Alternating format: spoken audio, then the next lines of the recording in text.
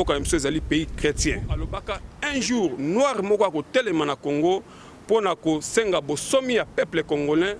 Yango prophétie wana se réalisaki tomonaki moko ya mboka na biso atelemaki na kombo ya Emery Patrice Lumumba o de bengaki. Eshima, votre magazine qui bat au rythme de l'actualité. Retrouvez la nouvelle édition. Exclusivité. 60 ans après l'indépendance, État de droit sous le leadership de Félix Antoine Tshisekedi.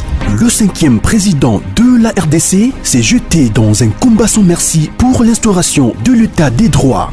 Contre vents et marées, Fachi Béton décide d'en finir avec une politique d'impunité. Félix Antoine Tshisekedi, porte-étendard d'un avenir radieux pour la RDC, un plan quinquennal largement tourné vers l'amélioration de la situation globale des Congolais. La gratuité de l'enseignement de base, l'amélioration des relations diplomatiques, la sacralisation du Conseil des ministres, l'indépendance de la justice, le redressement de la RDC, focus au Katanga. Le gouverneur Jacques Kiaboula construit les routes du Haut-Katanga pour relever le défi du social et du développement. Le but est d'inonder Lubumbashi et les autres centres urbains de produits agricoles tout en baissant leur prix. D'un territoire à un autre, Jacques Kiaboula déploie énergie, volonté dans l'exercice de sa fonction. Découverte, nommé directeur général, Barnabé Mouakadi veut rendre la DGI plus performante. Dossier Eshima, l'église s'éloigne du milieu du village. Interview. Porteur d'espoir dans la lutte contre Covid-19, grâce à l'Artemisia, le docteur Jérôme Mouniangui juge son expérience en RDC. Nation Covid-19. Le ministre de la Santé Eteni Longondo fait une mise au point sur la gestion de la prise en charge des malades.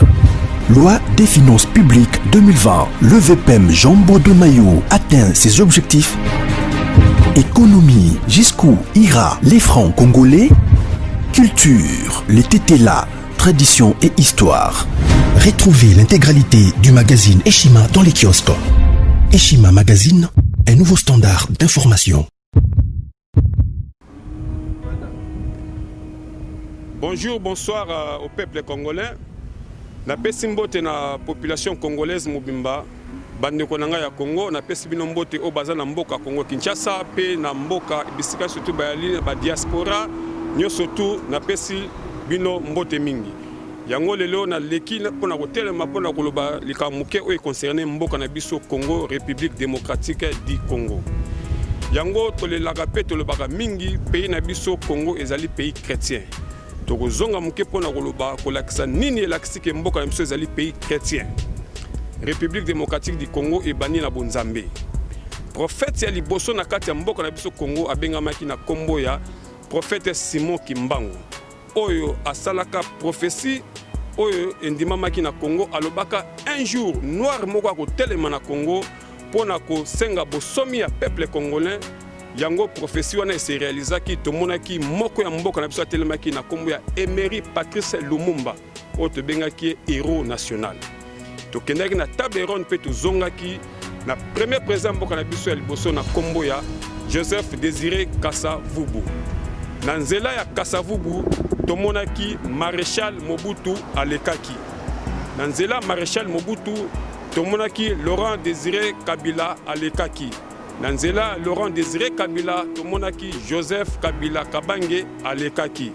Na nzela Joseph Kabila Kabange tomonaki lelo tokomi na alternance pacifique, élection démocratique, président ya sika abimi na mboka na biso président Félix Tshisekedi Tshilombo.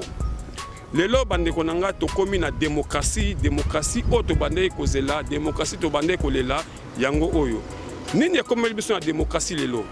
Soki Etienne Tshisekedi wa Mulumba alekaka te na Congo, ngana yo ndeko tolonga to la démocratie nini? Yango tokomi na problème ya démocratie. Démocratie na mboka na biso ezali liberté d'expression. Lelo démocratie et comme biso makambo et comme biso libertinage d'expression. Oyo toza koyeba susute tokomi koloba ba n'importe comment. Na kati ya libertinage d'expression tokomi ko déborder. ko extrapoler ba mot toza koyeba lisusu te nani papa nani mama nani yaya nani mokonzi nani autorité civile et militaire. Tout le monde a commis ramasser.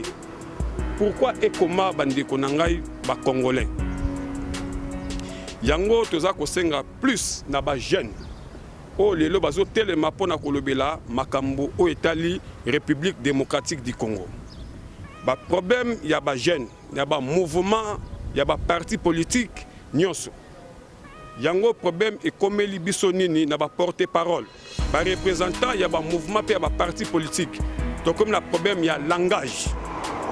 Problème ya langage, arrogance, impolitesse, sans respect, sans réserve.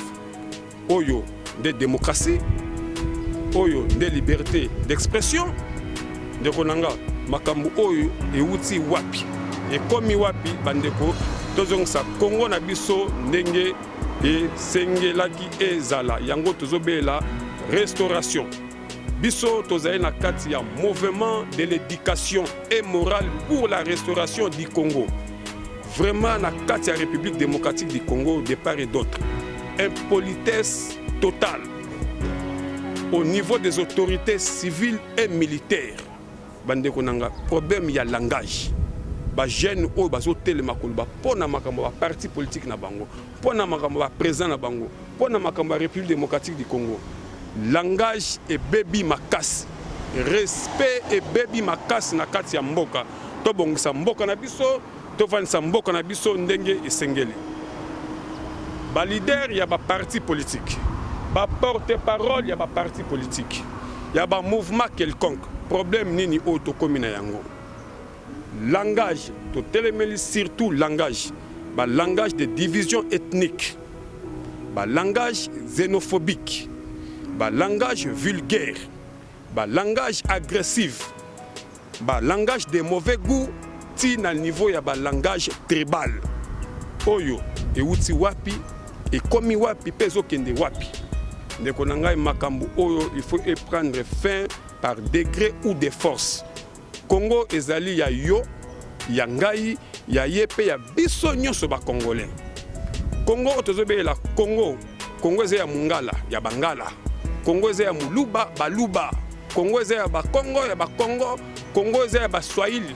Congo ezali ya biso nyonso ba congolais. Impolitesse et commis total na kati ya République démocratique du Congo. Ko finga ba mikolo, ko insulter ba papa, ba mama, ba aîné. Oyo euti wapi. Yonde koza ko telema na TV, koza ko finga ba mikolo bongo. Yo mutoza na souci ya mboka koleka biso te to tala yo Congo eza ya biso nyonso. Na oposa muke na opesa moi exemple muke. Au moins penda jeune mususu abimi na ye na TV avandi abandi penda koluba. Au moins penda we kingu we na waza hii nchini yako. We kingu unafanya mambo ovyo ovyo hapa. We kingu ndeko nanga. Ofinga papa kingu kia kumwanza. Na kati ya réseaux sociaux ndeko nanga. Makambu o na Congo il faut esila. Makambu o faut esila na Congo makambu ba papa kingu basala ngana yo ndeko eza pasi to sala ngo lelo. Eza difficile. Au moins na vraiment mutu musa bimi na ye na télévision. Aleki na ye pena bo. Tala Alexis Tambwe Mwamba. Alexis Tambwe Mwamba. Ndeko yo finga Alexis Tambwe Mwamba. Okomi koloba ba privé na ye na télévision abota awa asala bo. Alexis Tambwe Mwamba azali présent institution munene lokola Sénat na kati ya République démocratique du Congo. To sengi respect na kombo ya ba papa wana. Ezonga. Au moins la pena mutu musu abimi na ye, au moins pena boye ngwanda. Tala ngwanda o, papa ngwanda, tala ba ngwanda o. Yo boma bato awati. Yo sala boye ko finga ngwanda ndeko nanga.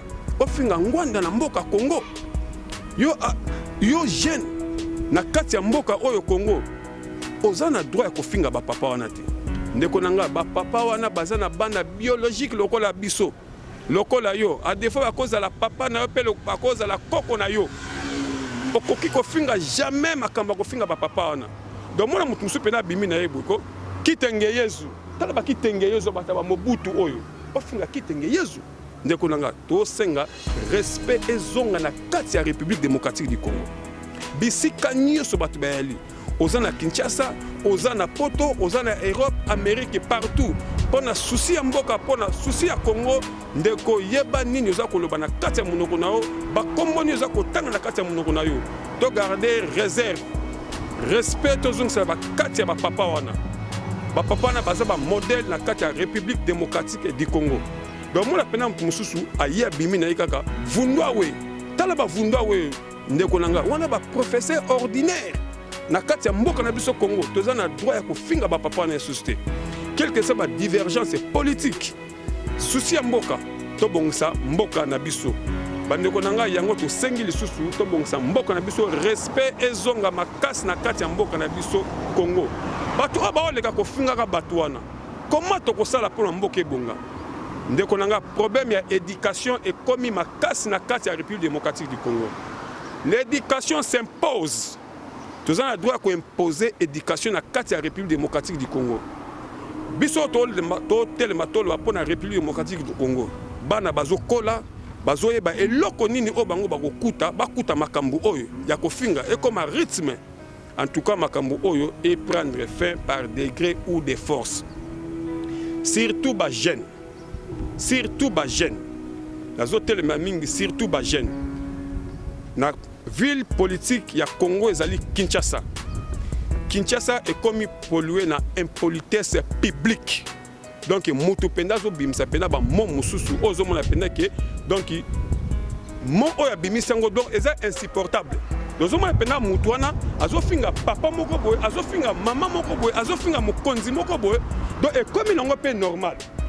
Donc comme il pe normal donc comment trouver au normal. Ndeko nanga mboka oyo Congo. Touti na problème munene awa ya élection démocratique o ya Congo na biso lelo. Touti na ba parti politique, touti na ba mouvement quelconque, touti na ba plateforme, touti na ba mouvement nyoso. Lelo na élection démocratique et bimi biso président moko na Congo ya Félix Tshisekedi Tshilombo. Mais batu nyoso to ba ba président, ba o ba bima ki ba président. Lelo zo mona mutu musa bimi na kwebo, o mona penda Martin Fayulu, Talaba Fayulu, Tala Fayulu Camerounais, PD, Talaba Fayulu. Bautana wapi? Bibina bina lokola musicien moko bwende ronanga. Ofinga Martin Fayulu na Congo, makambo Fayulu asala yo osala yango et puis respect ezonga. Président ya parti munene bongo, ndeko nanga moi respect ezonga la batwana. Au moins pena mutusa bimi na ye. Adolphe Muzitu, yo, Talaba Adolphe Muzitu. Ndeko nanga ofinga Adolphe Muzitu, ancien premier ministre de la République. Respect ezonga makasi na kata République démocratique du Congo. Bilo bandeko nangai oyo tozo leka na kati na kofinga sans pour autant to se contrôler sans pour autant to ba histoire ya mboka eza nini pe ba tozo finga baza ba nani vraiment to zonga sa histoire ya mboka na biso makasi. Donc mususu pa bimi na kwena ye au mona pena Jean-Pierre Bemba na mboka oyo te, je te dis mon frère Jean-Pierre Bemba na mboka oyo te. Yo hotel bi Jean-Pierre Bemba na mboka oyo te, yo za nani? Mboka wana ya yo. Mboka wana eza privé ya yo. Mboka wana eza ya mutu nyonso ndeko nanga hotel mi badi ko finga batu. Ko finga batu lokal ba Jean-Pierre Bemba ndeko nanga. O mboka ni makambo eutia. Makambo eutia. To zong sana mboka na biso na ndenge ezalaki. Donc mususu pa bimi na kwena ye o mona penda boy Moïse Katumbi commerçant moko boy ta Moïse Katumbi aboma mboko katanga wana Moïse Katumbi asani ndeko nanga Moïse Katumbi maka Moïse Katumbi asali yo kosala ngo o titoye mutuka Moïse Katumbi ndeko nanga ancien gouverneur du Grand Katanga makamo Moïse Katumbi asali yo kosala ngo moi respect ezongela mingi bandeko pe bakonzi oyo bato bazobuna pona mboka na biso. Donc mususu pena baluki na ye pena moi avandi na ye ka bubu abimi na ye Vital Kamerhe muyibi Vital Kamerhe ndeko nangai obandi koloba ba privé ya Vital Kamerhe na télévision obandi koloba vie ya Vital Kamerhe na télévision ndeko nangai makambo euti wapi problème ya Vital Kamerhe laisser la justice fait son travail.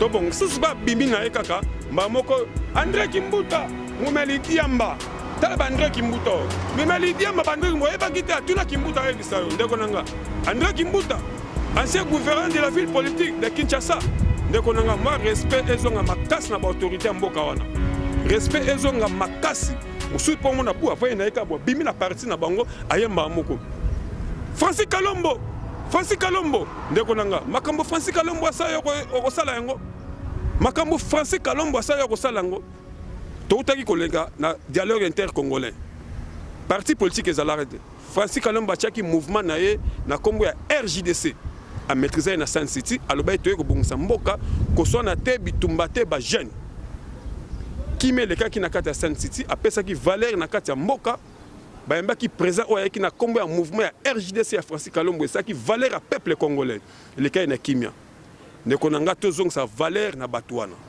ba respect mingi na bato wana dozomona pena ke mutu pena avani na ye Félix Tshisekedi tala libumu tala elongi tala ye tala Félix tala mutu ndeko na nga président de la République garant de la Constitution depuis quand na mboka nini quel que soit souci ya mboka na yo na mboka nini ndeko na nga yo vani na poto ofinga président de la République na mboka na yo vani na mboka na yo ofinga président de la République na kati ya mboka na yo depuis quand président de la République depuis tobanda Congo makamono ne salimate makambu oyo fait prendre fin par degré ou de force ndeko na nga yango to senga tozobeta sete na kati ya makambo donc mususu pena kei a wana matina nzete donc pena général Kasongo il faut bakanga ye Kasongo yo faut bakanga yo Kasongo di ndeko na nga général Kasongo officier supérieur commandant de la ville de Kinshasa ya ville politique na mboka oyo président de la République azovanda na mboka oyo assemblée nationale ezali pe yo ofinga commandant de la ville ya mboka wana ndeko na ngai commandant de la ville tango yo lali na ndako yazo tambola na butu po lobi na tongola mukamalamu respect na bato wana respect ezonga na bato wana au plus vite possible ndeko na ngai na kotelema na certaine personne nga aza mwana soda naza mwana officier militaire papa na nga bani musala soda depuis force publique na armée nationale congolaise na forces armées zaïroises tina FARDC na yebi respect ezali nini biso to bana ba soda exécuter réclamation après ekotela biso na bandako makambo na loba Zakari baba so amona soda ayebi yango makambo na loba ayebi yango botala bana ba soda oyo bazobunda pona mboka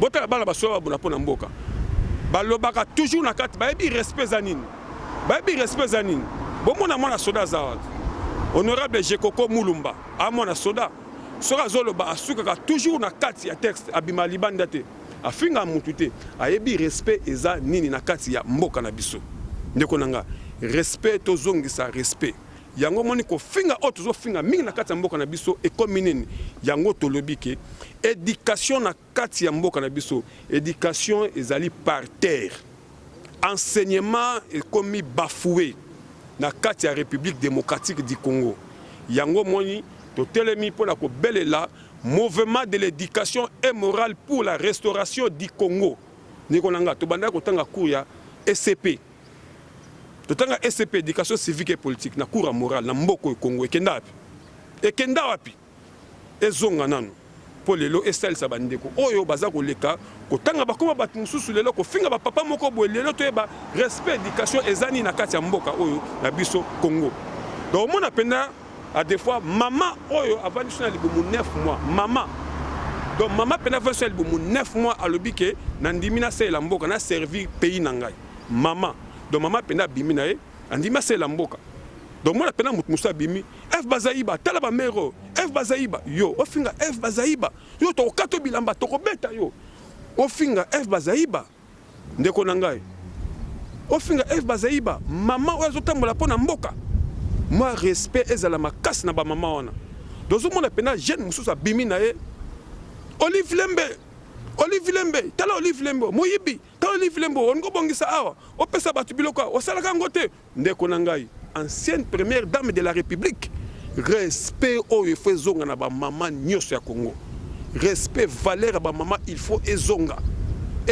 mbangu donc mususu pena bimi Mabunda ndeko nanga Mabunda président de l'Assemblée nationale ndeko nanga en tout cas respect ezonga na ba maman mbangu Ce que vous avez un parti politique, vous avez un problème, vous avez un haine, vous avez une jalousie, vous avez un langage pour le Congo.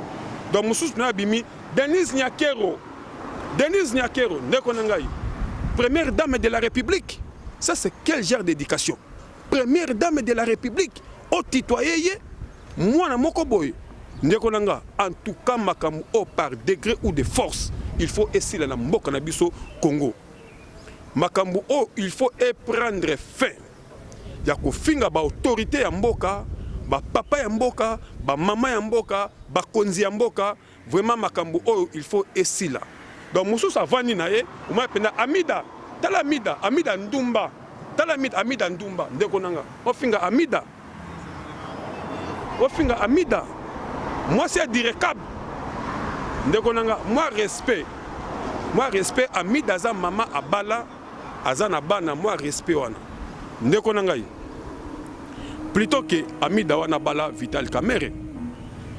Botu na suko batu oyo Amida zala na bango. Babala banani. Botu na bango babala banani.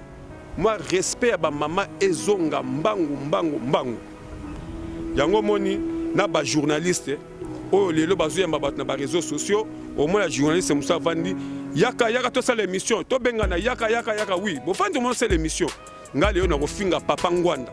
Ngaleo na kofinga Joseph Kabila. Ngaleo na kofinga Félix Tshisekedi. Ngaleo na kofinga Jean-Pierre Bemba. Hein? Ndeko nangai. Après moi na bossis émission na bino, boya ko s'abonner massivement. To s'abonner na makambo. Na ba insolence oyo. Ndeko nangai. Congo tozong sa Congo. Congo restera uni et indivisible. Mboka Congo ezali moko ya yo ya ye ya ngai pe ya biso nyoso ba congolais tozong sa mboka na biso na bosomi na yango to beleli pona makambu oyo na bengi liboso kulutu Zakari Bababaswe yo muto banda makambu oyo ya ba réseaux sociaux tango zo sala ba émission na yo kimia ezalaki na mboka tozolanda kimia na mboka désordre ezalaki te kofinga ezalaki te impolitesse ezalaki te Kulutu Zakari Bababaswe luka o conscientiser batoni surtout à ba réseaux sociaux oyo to bongisa to be lokoni tozo le banakata ba réseaux sociaux na journaliste na invité et lokoni ba ngi basala pona eke bana na mikolo na ba papa bana na ba émission moi respect ezonga na kati na bango ya to be li Kulutu Zakari Bababaswe donc au moins apena mukeli susu na bande comme susu lokola ba député national ba honorable ba voter bino pour que nous vote plaider ba loi na kati ya palais du peuple. Moi, je ne plaider ba kaya na kati ya palais du peuple. Donc, mon appenda que député Moussoussou a bimi nae, un honorable a bimi nae, a bani nae, ko finga batu. Au moins, député yo, gentili ngobla na kolakisa yo, yo gentili ngobla na kolakisa yo, député na mboko na kolakisa yo, ndeko langai. Oko finga député te, oko finga ministre gouverneur te, ndeko langai. Depuis quand Kofinga, gouverneur de la ville, respect ezonga na kati ya mboka na biso, yango to sengi vraiment ordre ezonga na kati ya mboka. Éducation ezali base fondamentale na kati ya République démocratique du Congo. Yango to sengi respect ezonga mingi na kati ya mboka na biso Congo. Bande ko surtout ba wala nangai libanda pe partout na kati ya mboka na biso esika o ba congolais ba se retrouvaka ezana poto ndeto yoka bande ko so baza kuna na ba château rouge na ba référence na ba kin malebo partout Kinshasa mobimba esika bazali ndeko to ba nani oto ngito ba komo na ye nani oto ngito tanga komo na ye na ndenge ni pona mboka na biso ezonga malamu. Lelo on a kati ya République démocratique du Congo. Tozo mona artiste et musicien Koffi Olomide azo frappé porte à lebi asa la mboka na biso. Ce qui lelo Koffi lebi asa la mboka na biso Congo. To mona ka ba star mususu ba George Weah ba za ba konza mboka na bango. Ndeko na ngai. Ce qui lelo Koffi abundi pour la musique asilisi. Alors to pesa dans pe ba valeur na ye a clôturer musique na ye a kuma pe ata ministre moko ya culture et art. Beaucoup na toka ba artiste bolé la chaque jour. Awa ba action na biso biloko na biso sala boy. Otika moko na bango akoma kuna a déboucher ni soutez la boucher côté kuna pour la ba œuvre na bino mboka na biso ekende liboso yango tobeli pe na basali ya nzambe nyonso ya Congo pasi ya moko ezala pasi ya bato nyonso ozali ndeko na bino na kombo ya Thierry Bopungu na kati ya mouvement de l'éducation et morale pour la restauration du Congo ndeko na nga Congo eza ya Mongala, Congo ya Muluba, Congo ya Mukongo, Congo ya Muswahili, esika biso surtout bana Congo toyali yango tosengi nzambe asunga peuple congolais. Merci Nabino kimia eza na kati ya République démocratique du Congo. Merci Nabino bandeko surtout balandi nga na kati ya émission lelo tokutana na mikolo ezali koya. Merci.